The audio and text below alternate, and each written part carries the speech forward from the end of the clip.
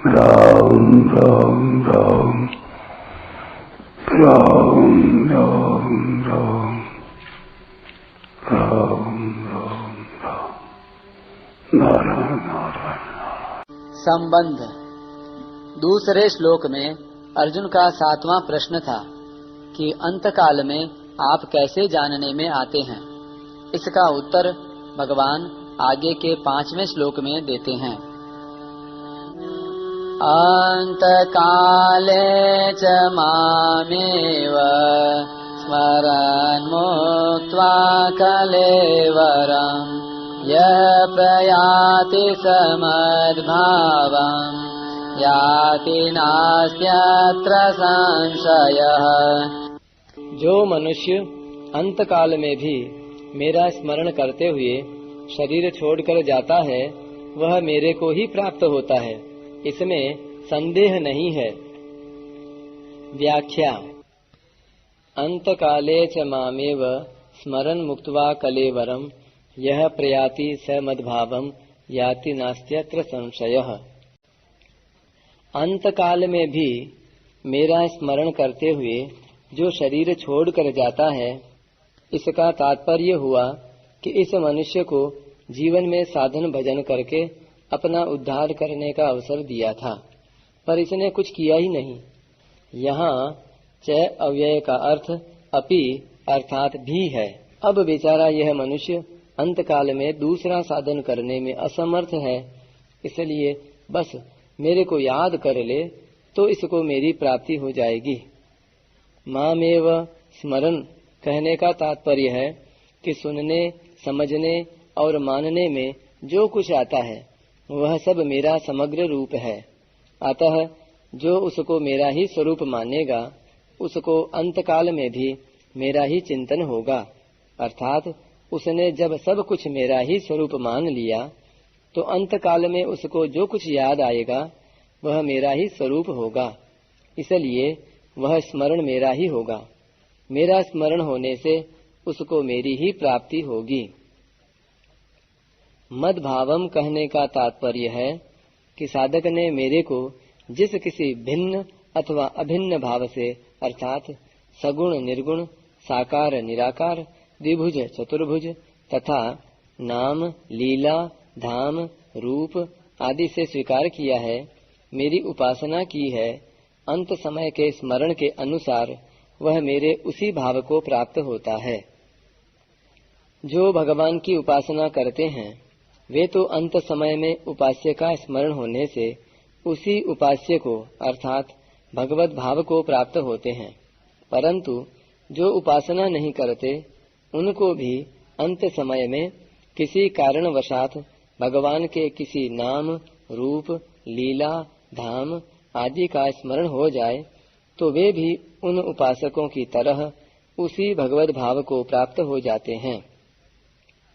तात्पर्य है कि जैसे गुणों में स्थित रहने वाले की और अंतकाल में जिस किसी गुण के बढ़ने वाले की वैसी ही गति होती है, ऐसे ही जिसको अंत में भगवान याद आ जाते हैं उसकी भी उपासकों की तरह गति होती है, अर्थात भगवान की प्राप्ति होती है। भगवान के सगुण निर्गुण, साकार निराकार आदि अनेक रूपों का और नाम, लीला, धाम आदि का भेद तो साधकों की दृष्टि से है।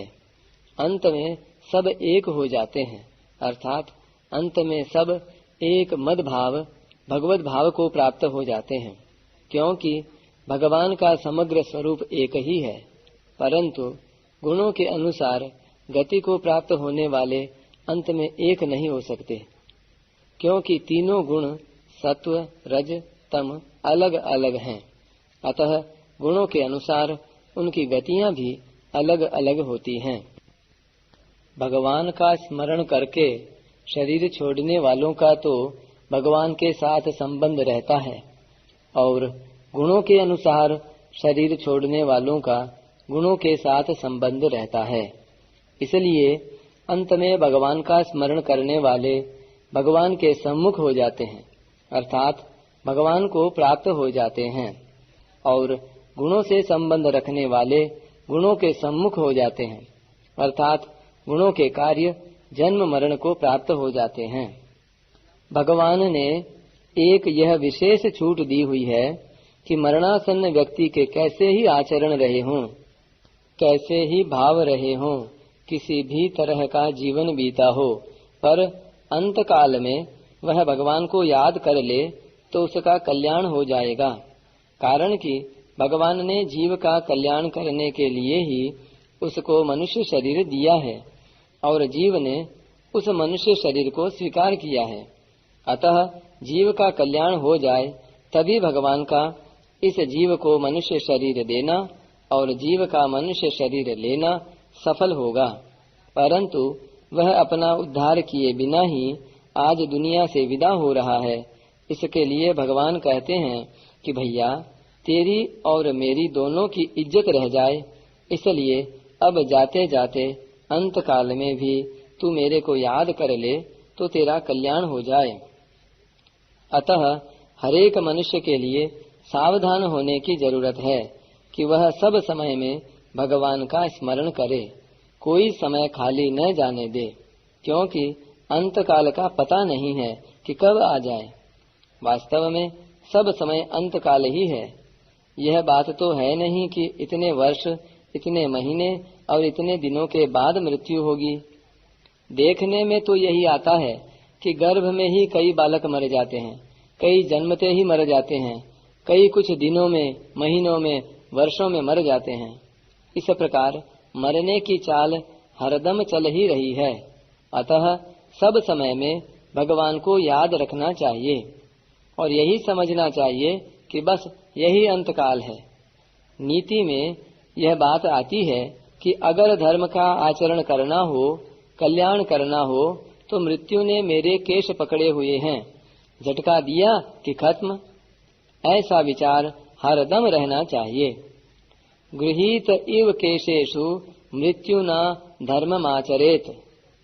भगवान की उपर्युक्त छूट से मनुष्य मात्र को विशेष लाभ लेना चाहिए। कहीं कोई भी व्याधिग्रस्त मरणासन्न व्यक्ति हो तो उसके इष्ट के चित्र या मूर्ति को उसे दिखाना चाहिए।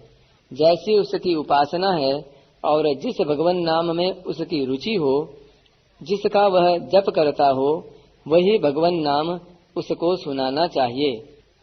जिस स्वरूप में उसकी श्रद्धा और विश्वास हो, उसकी याद दिलानी चाहिए। भगवान की महिमा का वर्णन करना चाहिए, गीता के श्लोक सुनाने चाहिए।